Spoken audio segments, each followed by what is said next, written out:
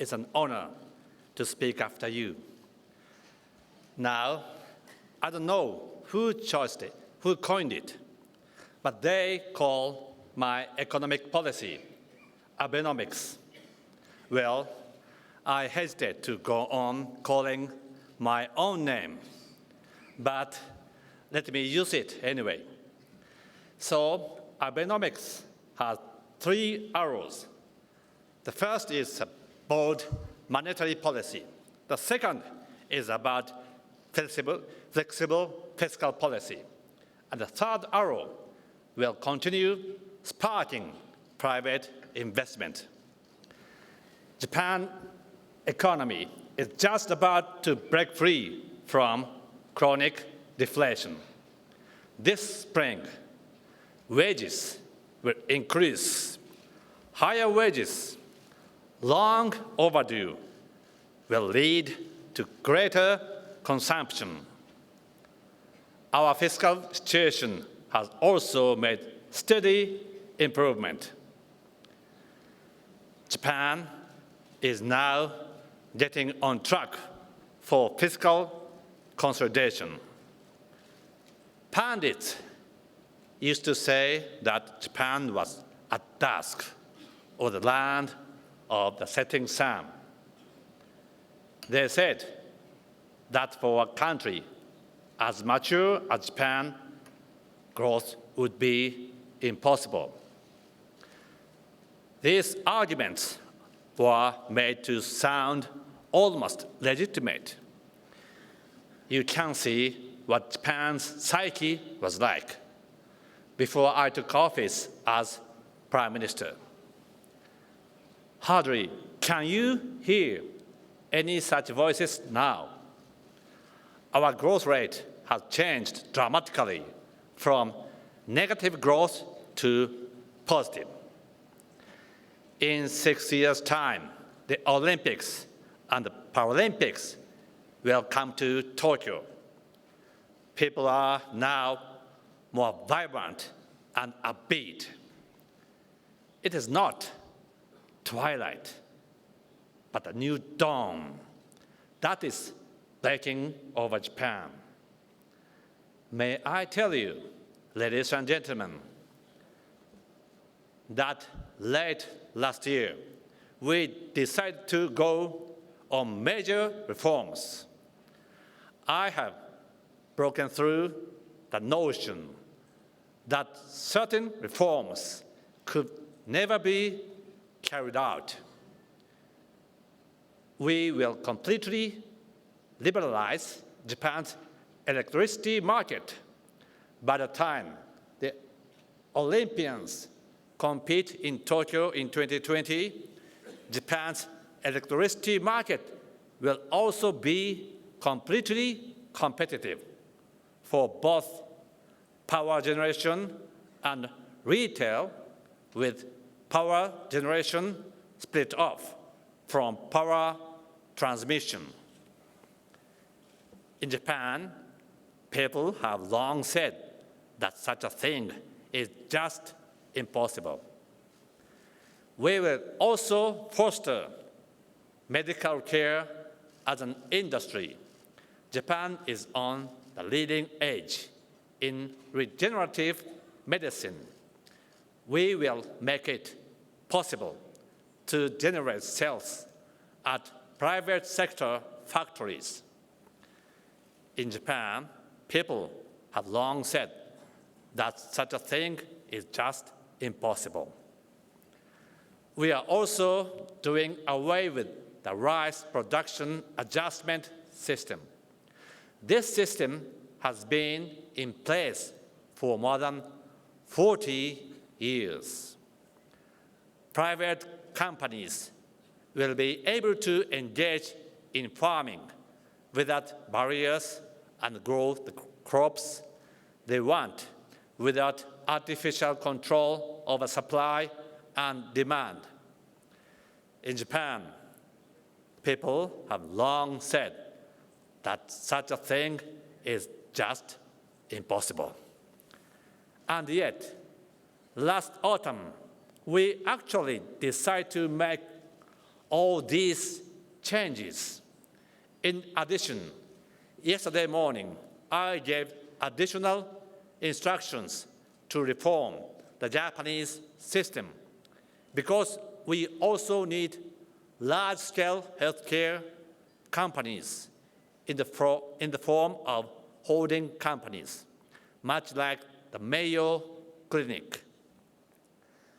I have maintained that I'm willing to act like a drill bit, strong enough to break through the solid rock of vested interest. Soon, our deregulation package will be set in motion. Designated areas on my own watch will cut through red tape. There, over the next 2 years, no vested interest will remain immune from my drill. In cities hoping to join the world-class limits on floor area ratios will become a thing of the past. The sky will be the limit. We will soon see high-quality housing or business complexes and zero-emissions towns appearing one after another. The Trans-Pacific Partnership, or TPP, will remain a central pillar of my economic policies. We will push ahead the Japan-EU Economic Partnership Agreement. Those will surely make Japan's economy even more deeply integrated into global flows of knowledge, trade, and investment. Companies and people from abroad will find Japan among the most business-friendly places in the world. Japan's public fund management will also change a great deal. Japan's government pension investment fund now holds about $1.2 trillion US. We will press ahead with forward-looking reforms, including a review of its portfolio. The GPIF will contribute to investment, leading to growth. We must also make the tax system for companies internationally competitive. We will reduce the corporate tax rate by 2.4% from April this year. We will also encourage companies to use the cash they have gathered towards capital investment, R&D, and raises in workers' salaries. To do this, we'll put tax incentives into place in a way completely different from before. This year, we will set about further reform on corporate tax. We will reform the labor market that ties workers to old industries. New industries require innovative and creative human resources. We will redirect our subsidies so that workers without meaningful work in old industries can move to new industries that require good human resources. Japan is becoming a super-aging society, even as the number of children is falling. you might find yourself asking, in such a country, where will you find those innovative and creative human resources? Arianna Huffington once said that if Lehman Brothers had been Lehman Brothers and sisters, the firm would have survived.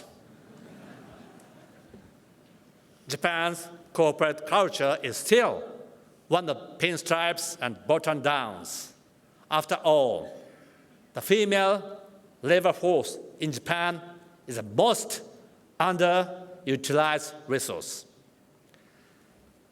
Japan must become a place where women shine. By 2020, we will make 30% of leading positions to be occupied by women. In order to have a large number of women become leading players in the market, we will need a diverse working environment. Support from foreign workers will also be needed for help with the housework, care for the elderly, and the like. Japan's GDP could grow by 16% more if women participated in labor as much as men. That is what Hillary Clinton told me. I was greatly encouraged. Another thing that will be needed is a major impetus for change aimed at corporate boards. We will soon put forward changes in the corporate law to the upcoming parliamentary session. Under these changes, external directors will increase. Next month, we will also draw up a stewardship code. It will make it easier for institutional investors to have a greater role in corporate governance. All of these combined, I'm sure we can double our inward direct investment by 2020. All this would reboot the entire country. Japan's economic landscape will change dramatically. On March 11, 2011, the northeastern part of Japan was hit by the triple disaster of the earthquake, tsunami, and nuclear power plant failure. 3 years will soon have passed. The love and compassion we were given from the world touched us deeply. The recovery is far from over. I'm the one most responsible for the future of the survivors. Yet, it was these very survivors who helped each other with stiff upper lips, trying to overcome so many hardships. Their spirit of perseverance moved people all over the world. It is with that same spirit of mutual assistance that Japan is now set to turn into a nation that will contribute even more positively toward world peace. In Cambodia, the hospital Japan built for mothers and newborn babies helped reduce the country's infant mortality rate. In the Philippines, after a devastating typhoon, the relief effort by Japan's self-defense forces was movingly welcomed. Based in Djibouti, over servicemen and women are still on high alert against piracy, protecting ships from around the world. In our age, no single nation can preserve peace by itself. None of us alone can solve the challenges the world faces without helping each other. A new Japan is now waving a banner for proactive contribution to peace. I want you to know you can count on us. Asia has become a growth center for the world. Japan is surrounded by neighbors with unlimited possibilities, such as China, South Korea, the ASEAN nations, India, and Russia, and across the Pacific, the TPP partner countries. In this region, which will be the engine driving the world economy forward, I am always contemplating just how we can achieve peace and prosperity and make them everlasting. The foundation for prosperity comes down to freedom of movement for people and goods. On the sea lanes, in airspace, and recently in outer space and cyberspace, freedom of movement must remain secure.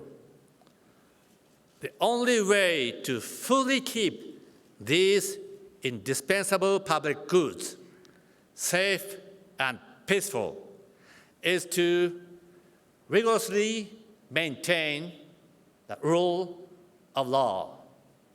It is for that purpose that fundamental values like freedom, human rights, and democracy must be assured. There is no alternative.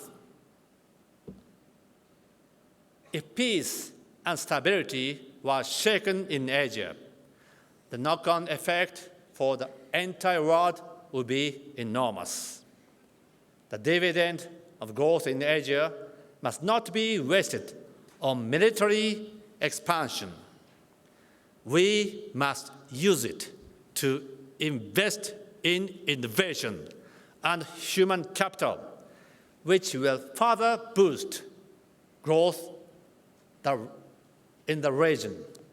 Trust, not tension, is crucial for peace and prosperity in Asia and in the rest of the world. This can only be achieved through dialogue and the rule of law, and not through force or coercion. Now, in order to turn Asia into a region for trust and order, and not one of force and coercion, I would like, in conclusion, to make an appeal to Asia and the world. We must, ladies and gentlemen, restrain military expansion in Asia, which could otherwise go unchecked. Military budget should be made completely transparent, and there should be public disclosure in a form that can be verified. We should create a mechanism for crisis management, as well as a communication channel between our armed forces. We must lay down rules that promote actions based on the international law of the sea. Only then, I believe, can we achieve growth and prosperity in Asia, where all of us can realize our great potential. Japan has sworn an oath never again to wage a war. We have never stopped and will continue to be wishing for the world to be at peace. It is my fervent hope that through Abenomics, we can create a vibrant Japan that can bring about peace and prosperity in the region and in the world. Thank you very much.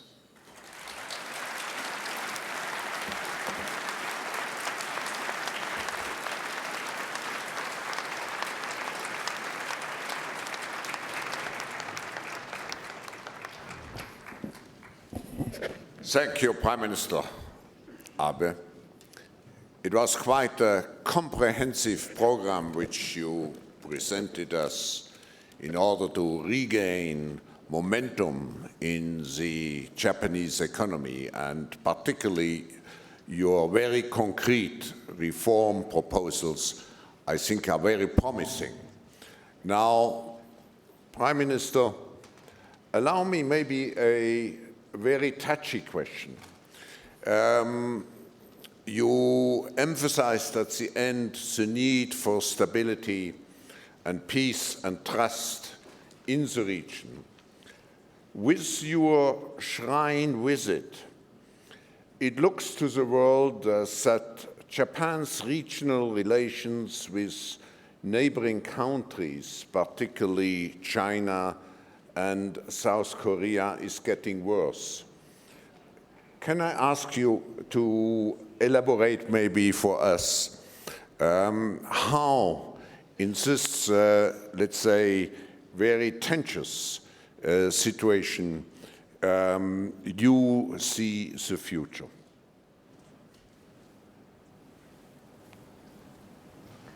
Much for a very straightforward question. Now, I believe that there is a major misunderstanding concerning the Yasukuni Shrine, so allow me to briefly explain to you what kind of place Yasukuni Shrine is. This year marks the centennial anniversary of the end of the First World War, and 50 years before that, there was this Meiji Revolution, and including the war debt of the Meiji Revolution and the war debt in the First and the Second World War, the spirit of those perished in these wars are enshrined in the Yasukuni Shrine. So I paid respect to those people who had perished in war for the nation, and I had prayed for the souls of the departed, which I believe is something quite natural for a leader of any country in the world. Now, in Yasukuni, there is this remembrance memorial in which all the war dead throughout the world are enshrined, not just limited to the people in Japan. And I have sworn an oath never again to fight war so that nobody would suffer from the sufferings, or nobody would suffer from the devastation